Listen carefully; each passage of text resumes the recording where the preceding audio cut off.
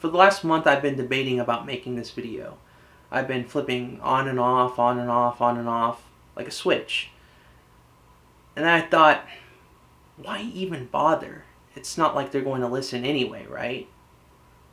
Then I thought, well, I'm not the usual nerd that complains about this kind of thing, so I may actually get my voice heard in this case. And even if I get ignored, at least I got this off my chest for one of my favorite Marvel characters. This isn't going to be me speaking in my usual way. I'm going to be as formal and as calm as possible while addressing this. Why are you doing this?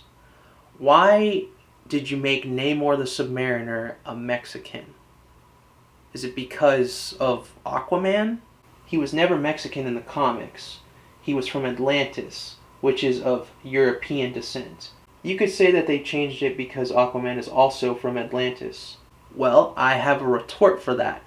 4, actually. 1, they were both from Atlantis in the comics, and there was never a problem. Both characters had fandoms regardless. 2, Namor was on the scene first. Namor had been around since 1939, and Aquaman didn't come around until a couple years later. 3, if you're worried about audiences getting the two confused, well, I'm pretty sure most audiences forget what they watch in theaters before they even reach their cars in the parking lot. Most audiences don't care about the story or characters. They just want to be entertained, even if the entertainment isn't quality. 4, how could you get the two characters mixed up? Sure, they're both water-based, but one is an anti-hero constantly at odds with the human race, let alone with multiple superheroes, and knows his value, which is pretty high, and the other is a superhero that rules Atlantis and is a founding member of the Justice League. They're not the same. What I just said into account will be either disregarded or 1 or 2 reasons will be validated. But at the end of the day, I know what this is really about. We've been in this trench for nearly 10 years now. I know what you're trying to do, and it won't work. Mexicans don't care about diversity.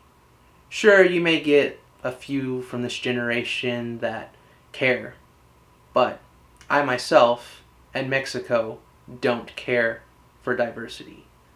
You can try to sell it to us, but we won't buy it.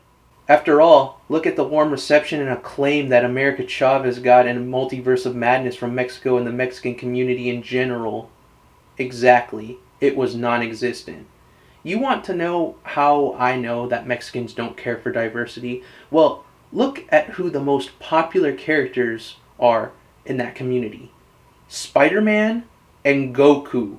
2 characters that aren't even remotely the same race as the country that loves them so much. Spider-Man is so beloved in Mexico that in the 1970s when Gwen Stacy died, they had to make a separate line of comics where she didn't die from Mexico because they loved Peter and Gwen being together that much. And in Goku's case, a huge crowd in Mexico were watching the Goku vs. Jiren fight in Dragon Ball Super like it was actually happening. Like our universe was actually on the line if he didn't win. You can't make this up. It happened. The thing is, this wasn't even a movie entry. It was an episode from a show. That's showing love to a character. To a franchise.